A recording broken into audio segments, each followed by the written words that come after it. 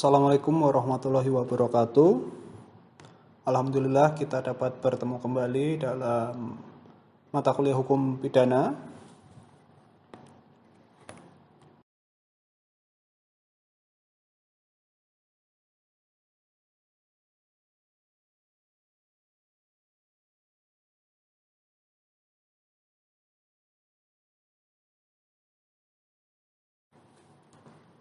Materi pada kesempatan hari ini kita akan membahas mengenai beberapa hal. Yang pertama, pengertian hukum pidana, fungsi dan tujuan hukum pidana, objek dan ruang lingkup hukum pidana, serta sejarah hukum pidana.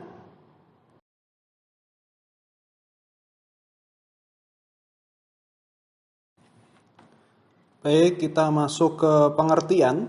Jadi pengertian hukum pidana ini menurut Andi Zainal Abidin ada dua hal yang perlu diperhatikan. Yang pertama, objektif dan subjektif. Objektif, sejumlah peraturan hukum yang mengandung larangan dan perintah atau keharusan di mana terhadap pelanggarannya diancam dengan sanksi hukum berupa pidana tertentu bagi siapa yang membuatnya atau melakukannya.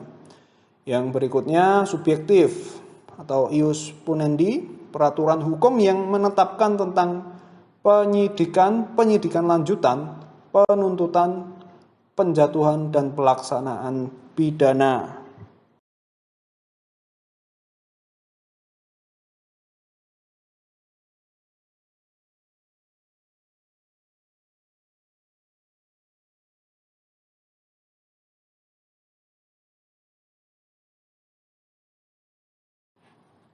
Menurut Mulyatno, bagian dari keseluruhan hukum yang berlaku di suatu negara yang mengadakan dasar-dasar dan aturan-aturan untuk yang pertama itu adalah menentukan perbuatan-perbuatan mana yang boleh dilakukan atau yang dilarang.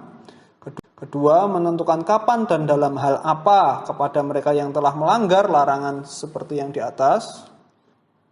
Yang ketiga adalah menentukan dengan cara bagaimana pengenaan pidana itu dapat dilaksanakan apabila ada orang yang disangka telah melanggar larangan tersebut.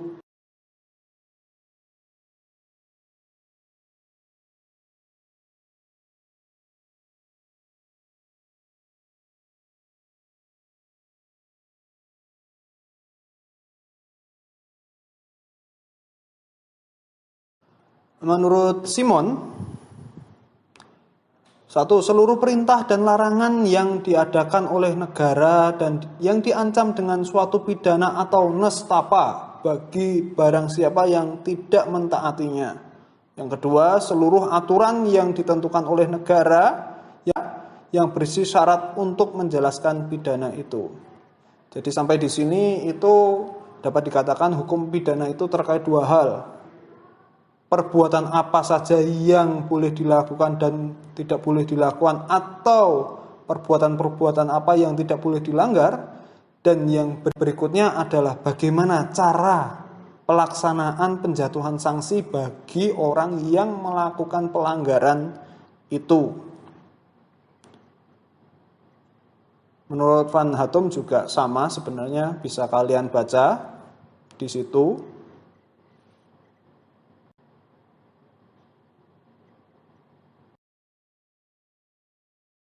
Selanjutnya yaitu 3 pemaknaan hukum pidana, baik material, formil, hukum pelaksanaan pidana. Jadi mengenai material itu jelas seperti yang di awal, jadi mengenai perbuatan-perbuatan yang dinyatakan terlarang atau perbuatan pidana yang apabila dilakukan itu akan memunculkan pertanggungjawaban pidana. Yang berikutnya formil, aturan hukum yang berisi ketentuan mengenai tata cara penjatuhan sanksi pidana bagi seorang yang telah melanggar hukum pidana material. Jadi ada perbuatan pidana tadi, terus bagaimana cara melaksanakan prosedur pemidanaannya itu ada di formil, atau yang sering kita kenal sebagai Kitab Undang-Undang Acara Pidana. Yang berikutnya adalah hukum pelaksanaan pidana, Law of Criminal Execution, aturan hukum yang berisi ketentuan mengenai bagaimana suatu sanksi pidana yang telah dijatuhkan terhadap seorang pelanggar, hukum pidana material harus dilaksanakan. Jadi ini berlaku bagi eksekutor. Seperti itu.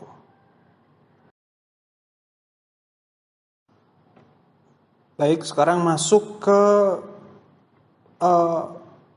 pola pikir dari hukum pidana. Itu bisa dikatakan hanya 3 bagian. Yang pertama tindak pidana atau perbuatan pidana.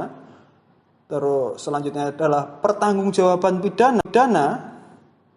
Jadi setelah melakukan perbuatan, bagaimana dia itu patut bertanggung jawab atau tidak. Yang kemudian adalah pidana atau pemidanaan, penjatuhan sanksi pidana. Seperti itu. Sekarang kita masuk ke fungsionalisasi hukum pidana. Jadi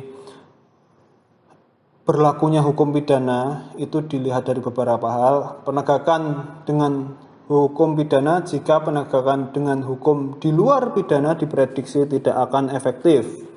Penggunaan hukum pidana juga harus diprediksi tidak akan memperkeruh problem sosial yang hendak diselesaikan. Jadi bisa dimaknai bahwa memfungsikan atau memberlakukan hukum pidana itu pada proses yang terakhir, apabila proses-proses penyelesaian problem sosial itu tidak bisa dilaksanakan atau tidak bisa diselesaikan secara musyawarah mufakat atau secara kekeluargaan. Penggunaan pidana secara tidak terukur akan mengakibatkan kriminalisasi atas perbuatan atau subjek yang mestinya tidak perlu dikriminalkan. Overkriminalisasi seperti itu. Jadi memang pidana itu adalah jalan terakhir apabila pada suatu kasus atau masalah sosial itu sudah tidak ditemukan jalan lain selain hukum pidana. Sekarang tujuan hukum pidana. Jadi ada beberapa hal mengenai tujuan hukum pidana. Melindungi kepentingan masyarakat sebagai suatu kesatuan kolektif dari perbuatan-perbuatan yang merugikan. Ini menunjukkan bahwa hukum pidana adalah bagian dari hukum publik. Melindungi berbagai kepentingan warga negara sebagai individu dari kesewenang-wenangan negara. Jadi ini memperlihatkan bahwa hukum pidana juga harus memperhatikan hak asasi manusia yang apabila itu berhadapan dengan negara. Selain melindungi kepentingan kemasyarakatan, sekaligus juga melindungi kepentingan yang bersifat perseorangan. Jadi walaupun memang hukum pidana itu bersifat publik atau bagian dari hukum publik, tapi konteks dalam perlindungan nilai-nilai kemanusiaan perseorangan itu juga dijamin dalam hukum. Selanjutnya kita masuk kepada objek atau ruang lingkup hukum pidana. Yang pertama adalah perbuatan pidana, actus reus, perbuatannya yang dilanggar, dilarang. Lalu berikutnya bagaimana cara melaksanakannya. Pertanggungjawaban pidana itu kepada diri orang yang melanggar secara sadar atau itu sebuah kealfaan atau ketidaksengajaan. Yang pada berikutnya adalah pidana pokok atau tambahan. Pidana pokok adalah pidana yang memang seseorang terbukti melanggar sebuah perbuatan pidana, melakukan sebuah perbuatan pidana, dan dia itu bertanggung jawab sehingga dia dapat dijatuhi sanksi tertentu. Dan kemudian dapat juga selain pidana pokok ada juga pidana tambahan. Apabila dalam proses pembuktian dia terbukti bahwa misalnya melakukan pembunuhan itu secara sengaja, terencana dan sebagainya. Itu mengenai objek dan ruang lingkup hukum.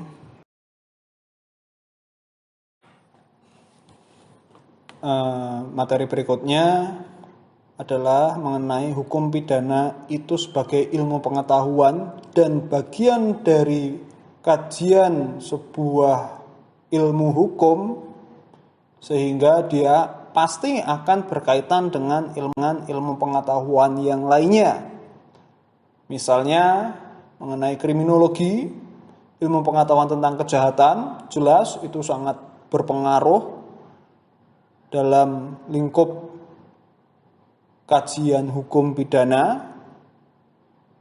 Hukum pidana kriminologi dengan mengetahui secara tepat sebab-sebab terjadinya kejahatan melalui kajian kriminologi, maka akan dapat ditentukan secara tepat pula kapan hukum pidana harus digunakan untuk menanggulangi kejahatan tersebut.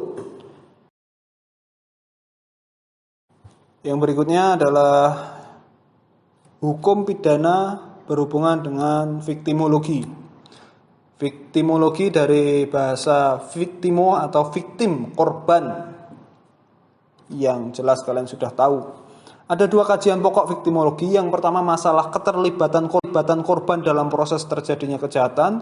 Kedua adalah masalah perhatian hukum terhadap korban kejahatan. Dalam arti di sini adalah perlindungan terhadap korban suatu kejahatan. Viktimologi menjadikan dasar perubahan hukum pidana agar lebih memperhatikan kepentingan korban kejahatan langsung yang menanggung kerugian, misal dengan konsep pidana ganti rugi, kompensasi, dan sebagainya. Selain itu, hukum pidana juga berhubungan dengan ilmu psikologi kriminal, ilmu yang spesifik mengkaji kondisi kejiwaan pelaku kejahatan, di mana ini pada dasarnya berkaitan dengan pertanggungjawaban seorang yang melakukan perbuatan pidana. Apakah dia itu masih layak sebagai subjek hukum atau ternyata dia sudah gugur sebagai subjek hukum. Karena dalam pengantar ilmu hukum sebelumnya dijelaskan bahwa salah satu orang yang kehilangan status sebagai subjek hukum adalah orang yang memiliki gangguan kejiwaan atau bisa dikatakan gila.